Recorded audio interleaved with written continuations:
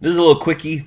There's lots of different proposals about how to store energy that's produced during peak energy generation periods so that we can then access the energy later. We've got the Tesla Powerwall battery packs, which are using expensive chemicals that have to be mined destructively from poor countries run by dictatorships.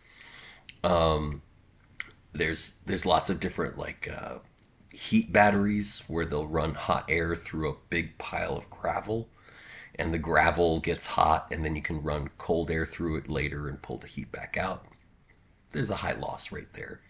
And then there's another one called a gravity battery, where they literally lift big blocks of stone up high, and that absorbs the energy. And then when they let the stones fall back down, they get the energy back. You can do the same thing by pumping water up into a hydroelectric dam, and then when you release the water, you get the energy back. That one has the advantage that turbines for hydroelectric systems are very efficient. You get a high return rate. Most of the energy is recovered.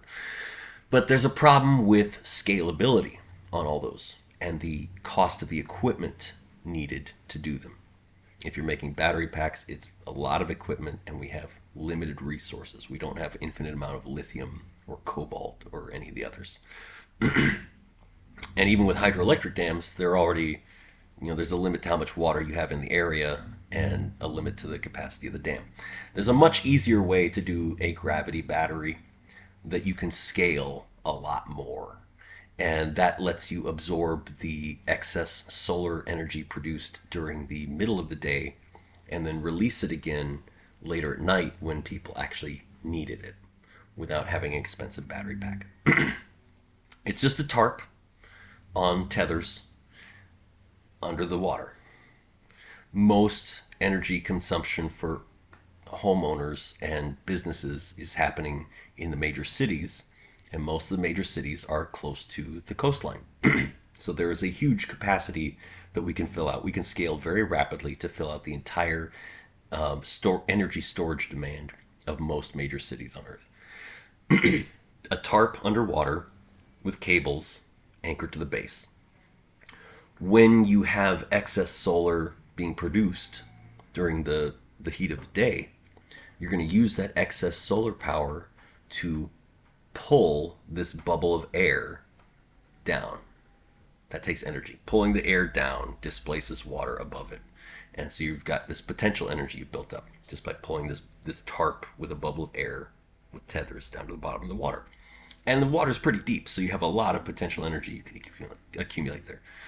Now, once it's sitting there, you can wait a few hours, and then in the evening time or at night, when people need that electricity, you let the cables loose, and the bubble will want to rise because it's a bubble of air underwater. It's buoyant. It wants to float to the surface. So its buoyancy is pulling the cable, and as that cable pulls, it's driving the turbine that generates the electricity you need. So it's a pretty high recovery rate because dynamos are pretty efficient. Magnetic engines get decent, not as good as a turbine for hydroelectric, but it's pretty good. And it doesn't require a lot of materials, and the materials are cheap and abundant. And there's a huge amount of underwater space with a lot of depth to pull each bubble. So you have an immense storage capacity and you can scale out rapidly, providing most metropolitan zones with all their energy storage very quickly. Bubbles underwater. There you go.